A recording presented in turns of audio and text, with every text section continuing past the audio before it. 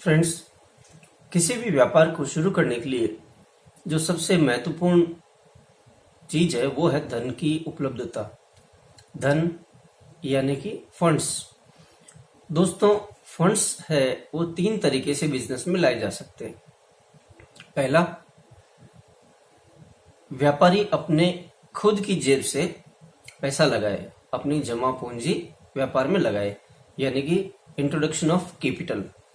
दूसरा तरीका है अपने दोस्तों, परिचितों या रिश्तेदारों से उधार पे लेके व्यापार में पूंजी लगाए, यानी कि अनसिक्योर्ड लोन्स। तीसरा और महत्वपूर्ण तरीका है वो है बैंक लोन। बैंक लोन में बैंक से लोन है, चाहे एनबीएफसी से लोन है या अदर प्राइवेट फाइनेंस कंपनी से लोन है, इन सभी को मैं बैंक लोन में कंसिडर करते हुए चल रहा हूँ। आप ये माने कि बैंक लोन से मतलब मेरा इन सभी से इस तरीके से जो लोन वो ले की व्यवस्था कर रहा है वो सब लोन्स में आ गए। अब एक अकाउंटेंट होने के नाते आपके लिए बहुत ही इंपॉर्टेंट विषय है कि इन सब की एंट्रीज आप टैली में कैसे करेंगे, कैसे इनका इफेक्ट आप अपनी बुक्स ऑफ अकाउंट्स में लेंगे। दोस्तों, यदि आपने अभी तक मेरे चैनल को सब्सक्राइब नहीं किया है तो प्लीज सब्सक्राइब कर लें और बेल आइकन को प्रेस कर दें ताकि आने वाले सभी वीडियोस की नोटिफिकेशंस आपको मिलती रहे। आज का वीडियो शुरू करते हैं। सबसे पहला सोर्स है वो है खुद की पूंजी का इंट्रोड्यूस किया जाना। प्रोप्राइटरशिप फर्म है तो कैश या बैंक डेबिट हो जाएगा और प्रोप्राइटर्स कैपिटल अकाउंट आप क्रेडिट कर देंगे। दूसरा तरीका है दोस्तों, रिश्तेदारों या परिचितों से जो अनसिक्योर्ड लोन लेके व्यवस्था की जा रही है, तो इसके लिए दोस्तों कैश या बैंक डेबिट और कंसर्न पार्टी जिससे भी आपने लोन की व्यवस्था की है, जिससे भी फंड आपके पास आया है, उसका अकाउंट आप लेजर का क्रेडिट कर देंगे, चाहे वो ब्याज के ऊपर आया है या बिना ब्याज के आपने लिया है। कैश की लिमिट, इसके प्रोविजंस मैं समझता हूं दोस्तों आप सभी अवेयर होंगे कि कैश किसी से कितना लिया जा सकता है एज ए अनसिक्योर्ड लोन।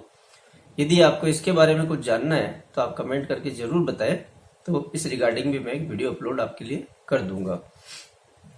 तीसरा जो तरीका है मुख्य रूप से जिसमें कि बिजनेस में बहुत ही महत्वपूर्ण भी है और बहुत ज्यादा उपयोगी है, बहुत ज्यादा काम में भी लिया जाता है, वो है बैंक लोन। बैंक लोन की बात जब आती है तो दोस्तों इसी की सबसे ज्यादा अकाउंटिंग एंट्रीज आपको करेस्पॉन्डिंग करनी होती है।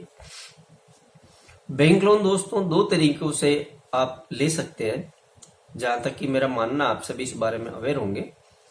या तो आपने रिड्यूसिंग रेट ऑफ इंटरेस्ट पे लिया है या फिक्स्ड रेट ऑफ इंटरेस्ट पे लोन लिया है। फिक्स्ड रेट ऑफ इंटरेस्ट है वो लोन में ये है कि आपका जो रेट ऑफ इंटरेस्ट है तो वो एक फिक्स रहता है। जितना भी आपका टेन्योर है, मान लीजिए आपने 5 साल की लोन लिया है, तो जितना भी अमाउंट आपने फाइनेंस करवाया है उस पूरे अमाउंट का उस सर्टेन परसेंटेज से इंटरेस्ट कैलकुलेट किया जाएगा। प्रिंसिपल प्लस इंटरेस्ट जो टोटल बनेगा उसमें मान लीजिए 5 साल का आपने लोन लिया है तो डिवाइडेड बाय 60, यानी कि आप 60 महीनों में 60 ईएमआई में उसको रीपे करेंगे, तो डिवाइडेड बाय 60 होके उसका ईएमआई का अमाउंट आपका बन जाता है। रिड्यूसिंग में क्या होता है कि जो आप ईएमआई देते हैं, या आप बहुत अच्छी तरह जानते होंगे कि ईएमआई के दो पोर्शन होते हैं, पहला प्रिंसिपल अमाउंट, दूसरा इंटरेस्ट अमाउंट। यानी कि जो टोटल ईएमआई का अमाउंट है वो बनता है प्रिंसिपल प्लस इंटरेस्ट को मिला के। तो जो हर ईएमआई में आप कुछ पैसा प्रिंसिपल अकाउंट के पेटे, यानी कि प्रिंसिपल अमाउंट जो आपका आउटस्टैंडिंग है उसके अगेंस्ट में आप जो पेमेंट कर रहे हैं ईएमआई का, उसमें से कुछ हिस्सा प्रिंसिपल भी आपका जाता है। तो जो प्रिंसिपल अमाउंट का आउटस्टैंडिंग है वो धीरे धीरे कम होता जाता है। ये आपने देखा होगा कि शुरू की ईएमआई में प्रिंसिपल अमाउंट कम होता है, इंटरेस्ट पोर्शन ज्यादा होता है। इसी तरीके से आगे आने वाली ईएमआई में धीरे धीरे प्रिंसिपल का amount EMI by EMI amount बढ़ता है और ब्याज का जो अमाउंट है यानी इंटरेस्ट अमाउंट है वो घटता जाता है। एक स्टेज ऐसी आती है दोस्तों जब प्रिंसिपल अमाउंट बहुत ज्यादा होता है ईएमआई में और ब्याज ना के बराबर होता है। यानी कि जब आपका लोन का क्लोजर होने के टाइम पे ब्याज है वो बहुत ही कम हो जाता है। तो दो कंपोनेंट है ईएमआई के, principal amount plus interest amount. अब दोस्तों आपको जो टेली में एंट्रीज करनी है, मान लीजिए आपने जो लोन लिया है तो इसकी आपको सिंपल सी एंट्री करनी है। जिस भी बैंक में आपका अकाउंट है उस बैंक में आपका पैसा ट्रांसफर होके आएगा, डिस्बर्समेंट आएगा। मान लीजिए आपने 10 लाख रुपए का लोन लिया है, तो 10 लाख रुपए आपके पूरे यदि बैंक में आ रहे हैं तो दोस्तों आप बैंक अकाउंट डेबिट करेंगे 10 लाख, और जिस भी बैंक से आपने लोन लिया है उस बैंक का अमाउंट उसको क्रेडिट कर देंगे, यानी कि उसकी लायबिलिटी आप अपनी बुक्स में बुक कर लेंगे।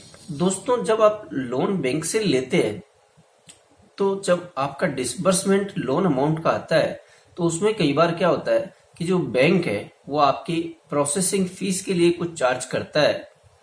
वो प्रोसेसिंग फीस, स्टैम्प ड्यूटी या कुछ और चार्जेस बैंक के यदि हैं कलेक्शन के, तो वो सारे चार्जेस काट करके आपको बैलेंस अमाउंट का डिसबर्समेंट कर दिया जाता है। तो दोस्तों आप ये हमेशा ध्यान रखना, इसको कैसे बुक करना आपको, कि जो प्रोसेसिंग फीस, स्टैम्प ड्यूटी, ये सब चार्जेस है, ये सब आपके बिजनेस के लिए इनडायरेक्ट एक्सपेंसेस है। आप इनको इनडायरेक्ट एक्सपेंसेस में बुक करेंगे। जितना पैसा आपका बैंक में आ रहा है उतने पैसे से आप बैंक डेबिट करेंगे, और जिस भी बैंक से आपने लोन लिया है उसकी आपको लायबिलिटी पूरे अमाउंट से ही करनी है। मान लीजिए 10 लाख के लोन में 10,000 रुपए आपकी प्रोसेसिंग फीस और स्टैम्प ड्यूटी के कट गए हैं और 9,90,000 रुपए आपके खाते में आपको डिसबर्स हुए हैं, तो आप processing fees loan account debit करके 10,000 डाल देंगे। आपका बैंक जिसमें पैसा आया उस बैंक को डेबिट 9,90,000 से कर देंगे, और जिस बैंक से आपने लोन लिया है उसकी लायबिलिटी 10 लाख रुपए से आप खड़ी कर देंगे, तो रिकॉर्ड कर देंगे। अब दोस्तों इसके बाद आपके पास बैंक से एक रीपेमेंट शेड्यूल आता है। रीपेमेंट शेड्यूल में आपकी ईएमआई का ब्यौरा होता है कि कब से आपकी ईएमआई शुरू होनी है, ईएमआई में कितना अमाउंट प्रिंसिपल अमाउंट का जाएगा, कितना अमाउंट इंटरेस्ट पोर्शन का आपका जाएगा। तो दोस्तों जब आप एक स्टिपुलेटेड डेट होती है उसी डेट को आपकी ईएमआई ईसीएस के रूप में कटती है, ये आप भलीभांति परिचित होंगे। अब जब आप टैली में इसकी एंट्रीज करेंगे तो दोस्तों आपके पास दो तरीके से आप इसकी एंट्री कर सकते हैं। या तो आप शुरू से ही, यानी कि जब पहली एंट्री कर रहे हैं तब से ही आप इसको इंटरेस्ट का अमाउंट इंटरेस्ट में डेबिट करते जाइए। प्रिंसिपल अमाउंट है उसके लिए आप जिस बैंक से आपने लोन लिया है उसके अकाउंट को डेबिट करते जाइए। यानी कि एंट्री बनेगी आपकी बैंक लोन अकाउंट, जो भी आपने लोन लिया जिस बैंक से उसको डेबिट करेंगे। मान लीजिए 10,000 की ईएमआई है, उसमें 8,000 रुपए आपका प्रिंसिपल जा रहा है, 2,000 रुपए ब्याज का जा रहा है, तो उसको आप डेबिट करेंगे 8,000। Interest paid on loan account debit करेंगे, जो कि इनडायरेक्ट एक्सपेंसेस है आपके लिए, 2,000 रुपीज। और अपना बैंक जिससे आपने पेमेंट किया ईसीएस जा रहा है उसको क्रेडिट कर देंगे 10,000 रुपीज। ये भी आप एक तरीका है, लेकिन ये दोस्तों बहुत ज्यादा अकाउंटेंट जो मैंने देखा है इसको काम में नहीं लेते हैं, और ये थोड़ा सा मैं जहां तक समझता हूँ इतना अच्छा तरीका भी नहीं है कि आप हर ईएमआई की एंट्री आपको अलग से इस तरीके से करनी पड़ रही है। क्योंकि क्या होता है कि आपको बैलेंस है वो रिकंसाइल करना होता है सिर्फ ईयर एंड में। तो इसके लिए आप सिंपल सा क्या कर सकते हैं कि 31 मार्च यानी कि आपकी क्लोजिंग ऑफ बुक्स के टाइम पे, बहुत बार तो क्या होता है कि आपके पास जिस बैंक से आपने लोन लिया है उसका इंटरेस्ट सर्टिफिकेट भी अलग से रिसीव हो जाता है। अधिकतर बैंक क्या करते हैं कि किसी फाइनेंशियल ईयर में आपसे उन्होंने कितना पैसा प्रिंसिपल अमाउंट के रूप में वापस उन्हें मिला है और कितना अमाउंट उन्हें इंटरेस्ट के रूप में मिला है, उसका वो ब्यौरा एक सर्टिफिकेट के रूप में आपको जारी करते हैं। आजकल दोस्तों बहुत सारे बैंक आपको लॉगिन आईडी दे देते हैं आपके लोन अकाउंट की, जिसमें आप खुद देख सकते हैं लॉगिन करके कि आपके बैंक का जो लोन है उसका एज ऑन डेट क्या स्टेटस है, कितनी आपने ईएमआई पे कर दी है, कितना आपके इंटरेस्ट उसमें चार्ज हो चुका है, और एज ऑन डेट उसका बैलेंस क्या है। ये भी आजकल बैंक सुविधा अपने कस्टमर्स को देने लग गए हैं। अब आप 31 मार्च को सिर्फ एक एंट्री पास कीजिए, interest paid on loan account को डेबिट कीजिए और जिस बैंक से आपने लोन लिया है बैंक लोन अकाउंट को आपको क्रेडिट कर देना है। तो अब इसका इफेक्ट क्या आएगा, आपका जो बैंक लोन का लेजर आपने मेंटेन किया है अपनी टैली में, उसमें क्या होगा कि 10 लाख का लोन है और मान लीजिए उस पे 2,000 रुपए एक ईएमआई में ब्याज का अमाउंट है, तो साल के 12 जो किस्तें आपने ईएमआई आपने दी है, 24,000 रुपए उसमें आपका ब्याज गया है और 24,000 रुपए का आपको इन सर्टिफिकेट मिला है इंटरेस्ट का, या आपके पास जो रीपेमेंट शेड्यूल है उसमें आपको नजर आ रहा है, तो आप 24,000 रुपए से उसका अकाउंट क्रेडिट कर देंगे और 10,000 रुपए की ईएमआई जारी है हर महीने, यानी कि एक साल में आप 1,20,000 रुपए का जो अमाउंट पेमेंट कर देंगे, उसके बाद जो बैलेंस बचेगा वो बैंक का जो बैलेंस होगा वही आपकी बुक्स में शो करेगा। तो दोस्तों सबसे सही तरीका है आप मार्च में एक एंट्री पास कर दीजिए, interest paid on loan account और बैंक लोन अकाउंट को क्रेडिट कर दीजिए। दोस्तों वीडियो लंबा ना हो इसके लिए मैं कार लोन के लिए एक अलग से वीडियो अपलोड कर रहा हूँ, पॉसिबली इसके साथ ही कर दूंगा या हो सकता है अगले दिन अपलोड हो।